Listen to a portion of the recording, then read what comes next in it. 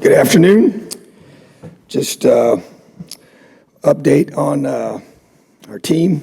Came out of our bye week. Really thought that the guys did a really good job. I had a couple days of practice and focused on fundamentals and just blocking and tackling. Major emphasis technically getting better, getting some guys healthy, getting them rested, refreshed. That was a huge priority as well. I gave the guys Thursday, Friday, Saturday off, and then back on Sunday. So I thought that was good. Coaches went out, did a lot of recruiting. Very, very important part of what we do. Got to see a lot of players practice and play. That was very productive. So good bye week for us and much needed in a lot of different ways for our guys. So from an injury update from the game, unfortunately, Cam Camper has torn his ACL, and he'll be out for the rest of the season. So we'll be having surgery in the near future. Did that in the first half against Rutgers, and obviously feel terrible for him, but huge part of our team. He'll be beginning that long road to recovery, and our staff will do a great job of getting him back and having him ready for the fall. So, but Cam Jones still week to week, and some other guys that we're trying to continue to work to get healthy and get them, as many guys as possible, ready to play. Very excited about this weekend. Anytime you have a chance to play one of the best teams in the country, it's an awesome thing to have them here at home.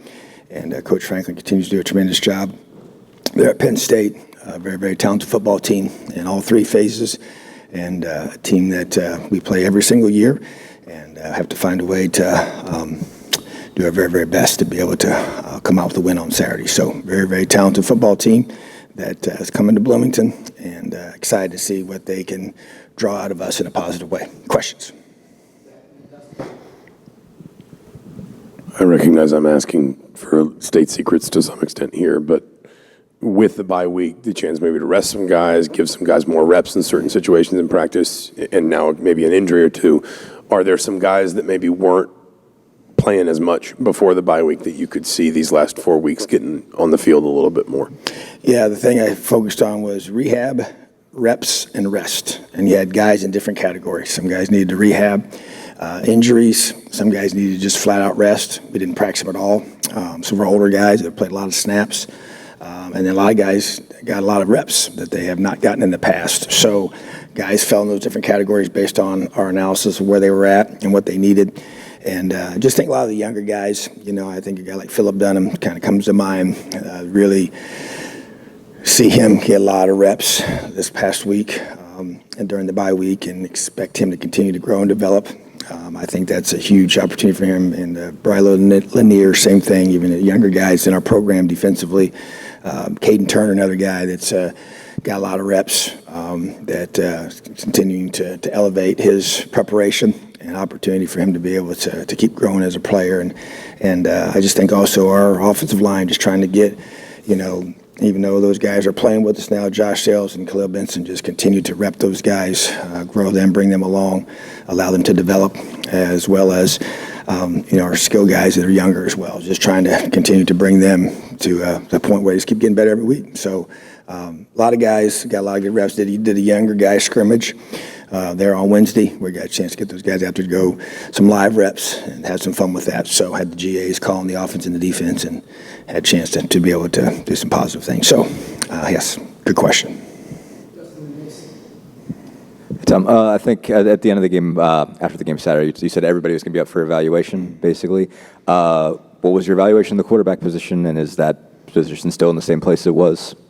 Yeah, we're definitely going to be able to look at all that, already done that, and we will move forward with that position, and I guess we'll have to see how that plays itself out, when it comes to game day. But at the same time, every position, as I said, is up for evaluation, and that was the case, and we're just trying to find the best combination to be able to give us a spark on offense and allow our guys to be able to move the football and score points. So didn't do that in the second half.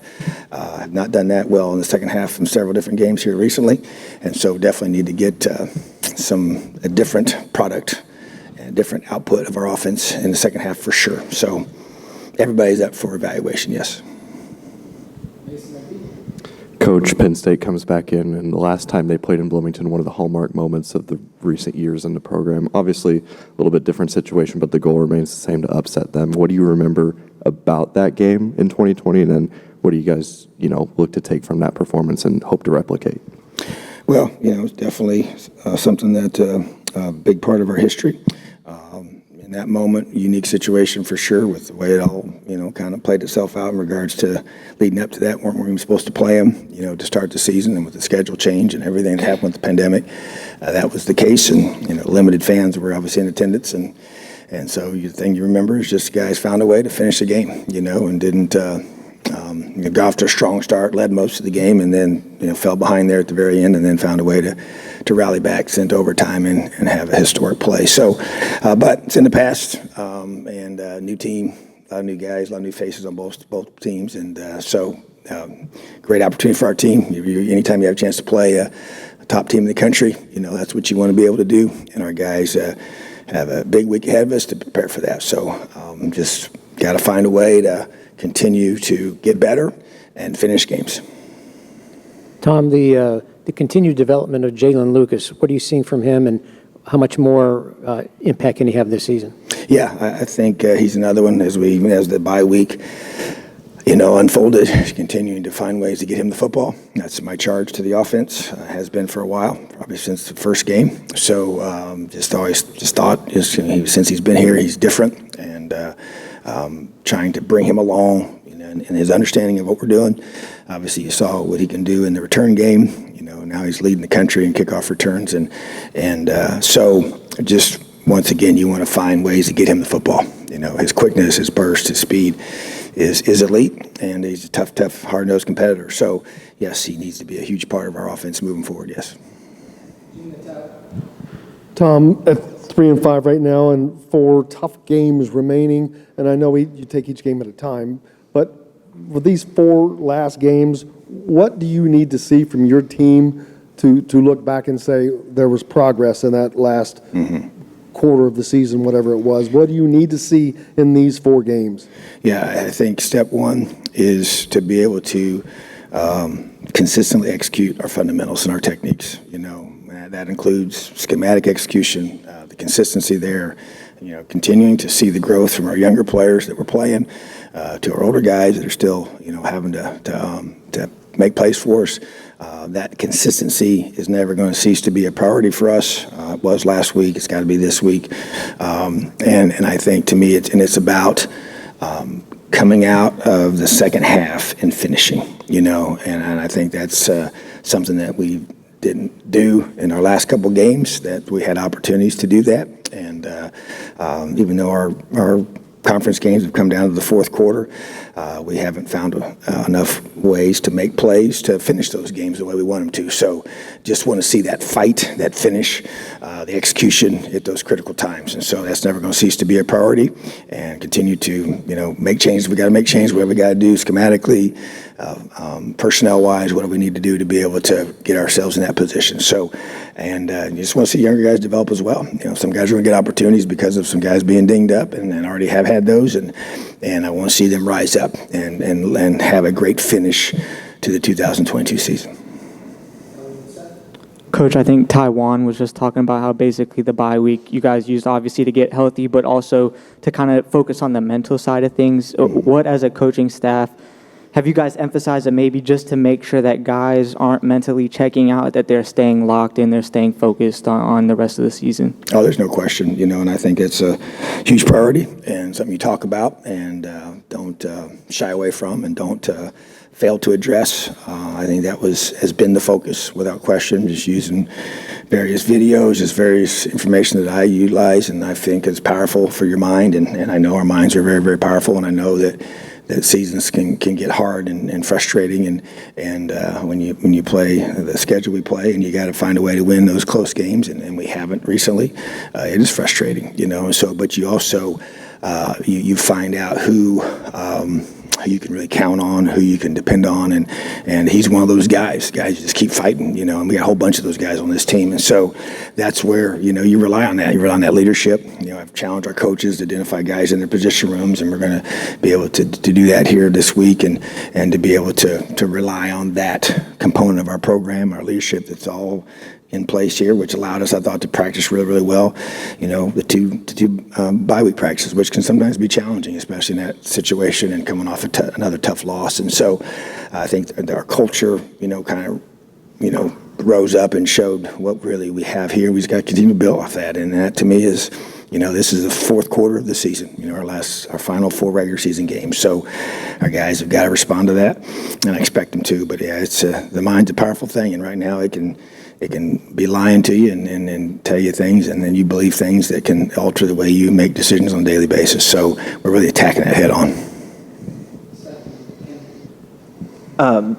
When Cam went out, you kind of talked about how high of a level he was playing at, obviously, and not that Aaron was unimportant before that, but I mean, the way he kind of slid over into a new position and kind of didn't miss a beat. His numbers are kind of up there now too. Just how has he been able to handle that transition, and what has he meant to your defense this year? Well, I mean, it's a great example of when you lose somebody so talented and so valuable as Cam Jones.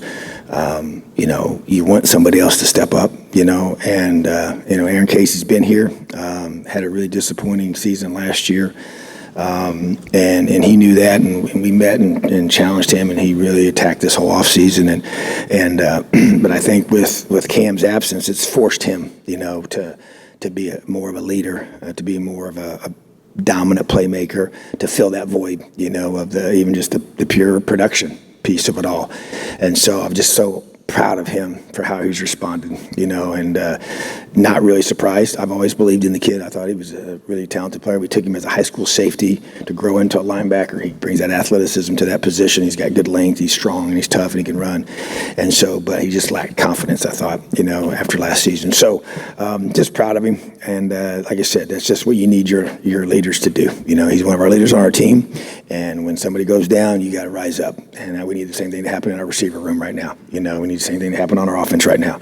The same thing to happen just at every other position where a guy may not be able to go for a week or so here, and however long that might be, but that's just a great testament to him and to his work ethic, and Coach Will doing a great job getting him ready to play and to elevate his game when called upon. So yeah, he's been huge for us. You talk a lot about just the mental aspect of the game on Saturday of a bye week. I know coaches approach it differently. Did you just hunker down and watch a bunch of other games? Do you unplug? What do you do on a weekend off? And what would you like your players to do in that? Well, get some rest, and that was, for me, I tried to actually get some sleep. And then once the day started, I watched Penn State film, and then did watch them play, and then chose to watch one of our future opponents play later that night. But in between that, I had my laptop and spent a lot of time watching cut-ups and getting ready for Penn State, So, but I want our guys to get they need kind of even a change of scenery. I did that from my home rather than doing it from my office. I think that change of scenery is good. And I think that I want all our guys to do something of that nature, change things up a little bit. You need to kind of chance to unplug, because for us as coaches, we were out recruiting. Once we left practice, each day, then we would go out and recruit, and then you spend a lot of time getting ready in that regard, and that's really, really important, and without late Friday night watching games, and that's awesome. And I really enjoy that part. So, but Saturday to me is a chance to watch college football, which is enjoyable for all of us to do, and to be able to do it from a little different setting. So it was good. I think our guys came back, both coaches and players, refreshed and ready to attack this week. Coach, you talked about the young guys getting a scrimmage. Who kind of stuck out to you there that Indiana fans can be excited about? I think Omar Cooper, and we've made the decision with him, as you've noticed, that he played in 4 games and do not want to use that extra snap to cause him to lose a whole year of eligibility. So he was a definite guy that jumped out. I think Cameron Perry is another receiver that really shows unbelievable upside and promise. He has elite burst and ball skills, I think, are at a really high level. We see him every day on the offensive scout team.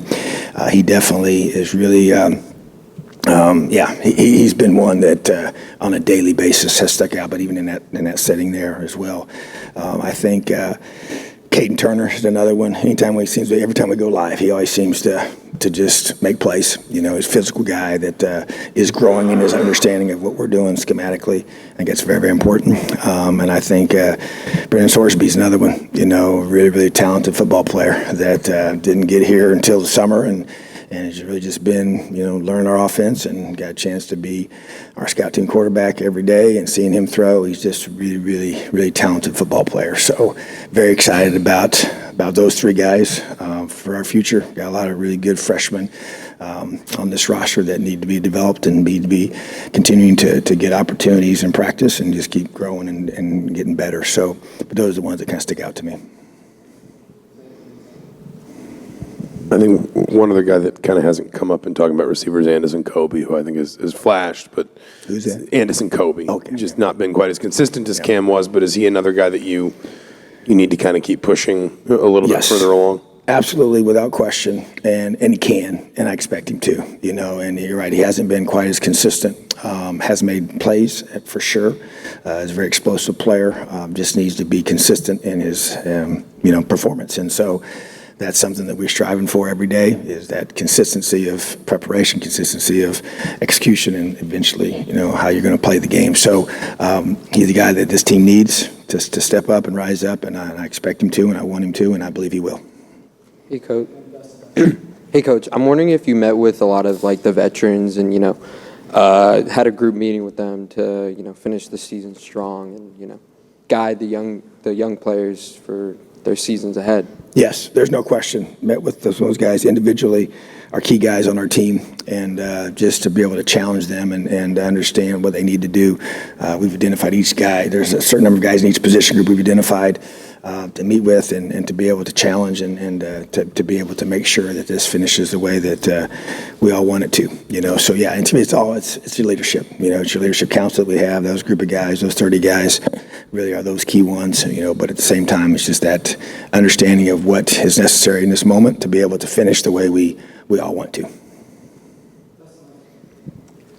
I wanted to go back to the question on quarterbacks, just to put a fine point on it. As I guess, are you saying there's a chance Connor won't be the guy on Saturday? I'm just saying that you'll have to wait till Saturday to see who our starting quarterback's going to be. So.